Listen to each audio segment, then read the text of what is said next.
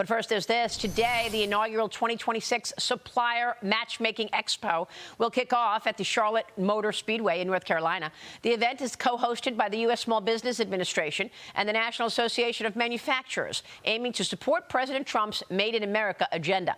More than 800 small businesses and local suppliers will have the opportunity to meet with larger companies seeking production partners such as NASA, Boeing, Ford, Toyota. Joining me now is one of the co-hosts of the event, National Association of Manufacturers President and CEO, Jay Timmons. Kelly Loeffler, the U.S. Small Business Administrator, will be joining us momentarily. Jay, good to see you. Thank you so much for being here. Tell us what to expect as President Trump has engineered an industrial revival here in America. Well, Maria, you and I have been together at the Reagan Library. I was in your studio a couple weeks ago. I think you ought to come down here to the Charlotte Speedway, because what we're going to attempt to do is make sure that our economy is going full throttle as we match small businesses with larger manufacturers and, to your point, ensure that we have more things made in America. Right. And so what specifically can we make in America that we're not making right now? Well, that's a great question.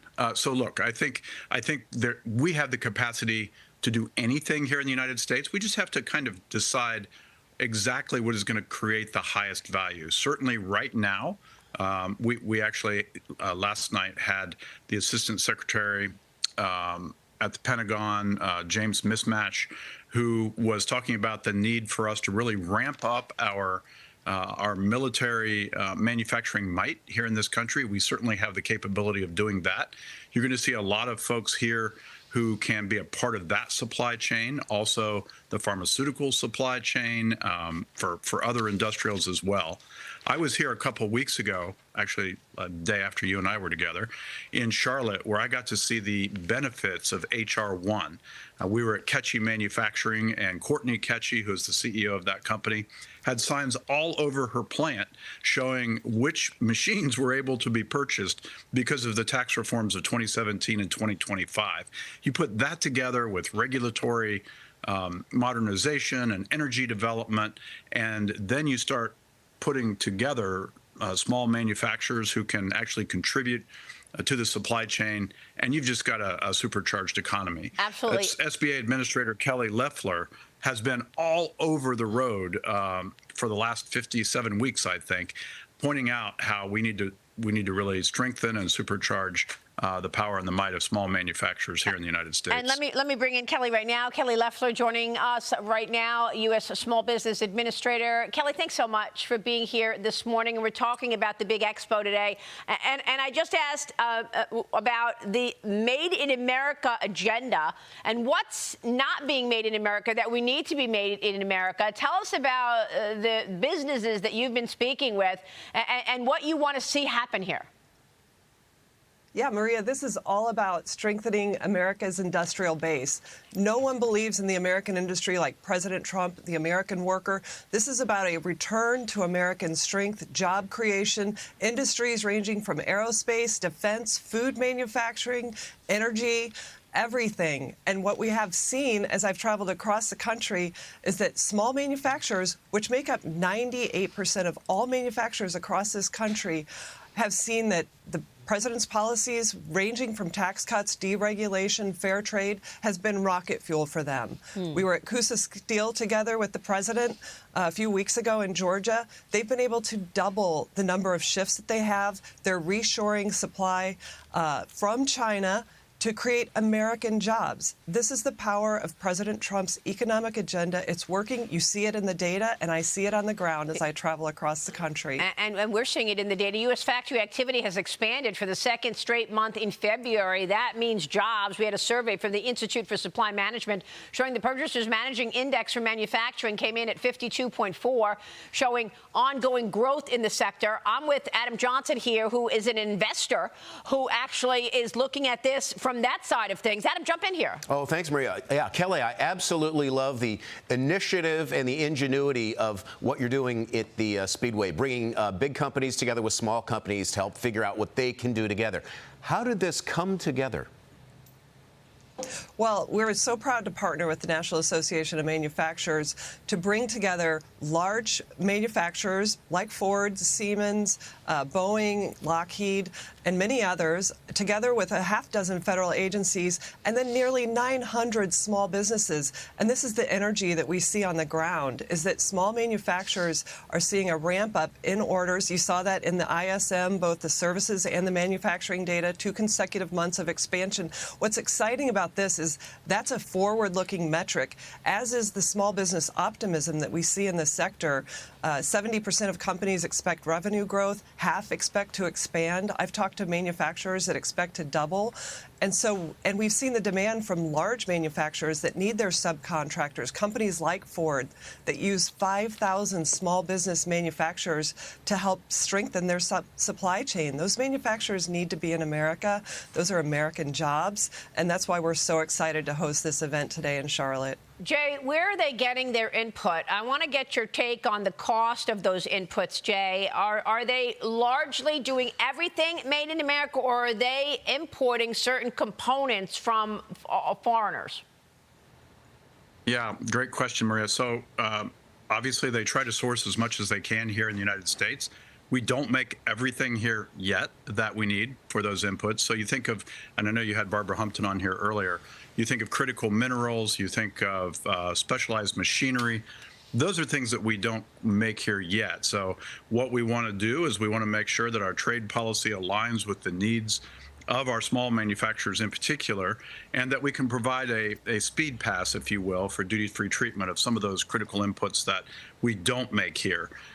There's been some movement on that, and we're very optimistic that we can get that done in conjunction with the president's trade and his further trade agenda, especially as we look at the renewal of the USMCA trade agreement. Yeah, and that's what we really want to dive into, because Jameson Greer told me that this is right now sort of top of mind in terms of trade subjects, and I guess it's going to be bilateral, a deal with Mexico and the U.S., and then a separate deal with Canada and the United States, right? You broke that news to me 2 weeks ago, Maria. So I don't know yet where we're headed on that. Our hope Kelly, you have any for thoughts manufacturers, on that? though. Kelly?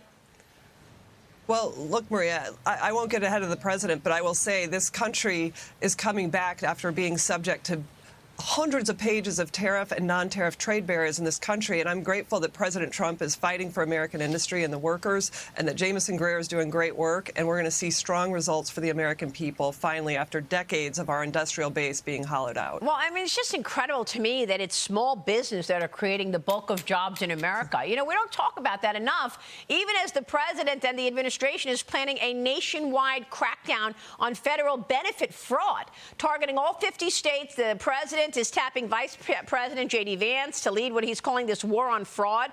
He talked about that during the State of the Union. Kelly, I know you've paused some SBA loans to Minnesota late last year because of this. You're still examining this, right? Is this a $50 billion program that has never been audited?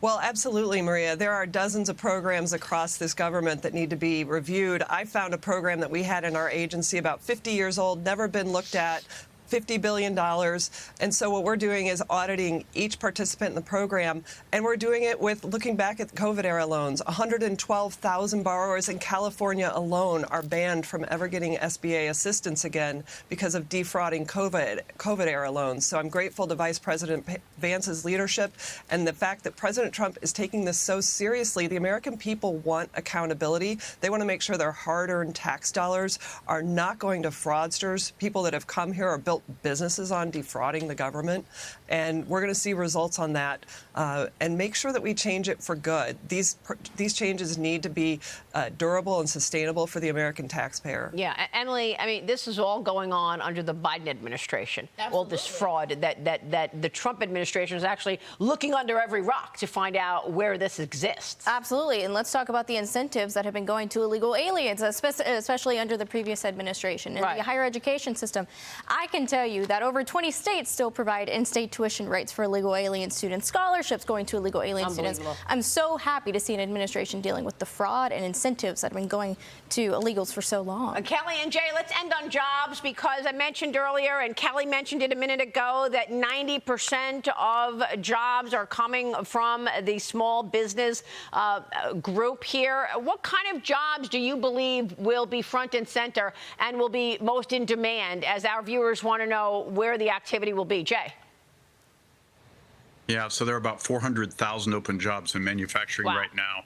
And what we're seeing is a need for more highly specialized jobs on the technical side, technicians who can help us develop AI and infuse AI into our workforce. About 50% of small businesses right now use AI in their operations. That number will grow to about 80% by the year 2030. So think in terms of jobs that, frankly, Maria, we don't even have an idea of what they look like today. Every generation, or actually probably quarter generation, the job types in manufacturing change so substantially.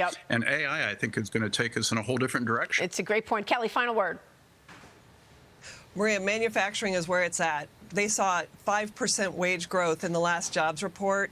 This is a boom that is just getting underway under President Trump. There's much more to come. Yeah, so were you worried about those recent jobs numbers that we saw where we were looking at a below expectation situation? Does that turn around quickly, Kelly? Look, Maria, that was one data point that had a number of extraneous factors in it. What we see on the ground is strong demand for the skilled workforce, and that's what we're working with small businesses on. They have millions of jobs open. This is what our mandate is now, is to help create the skilled workforce of the future, because those jobs are out there, as Jay said, and we need to make sure that our young people are ready to take those jobs on. Absolutely. Really important work that you're both doing. We so appreciate your time this morning. Thank you very much. Kelly Loeffler and Jay Timmons. We'll be watching. Stay with us. We'll be right back.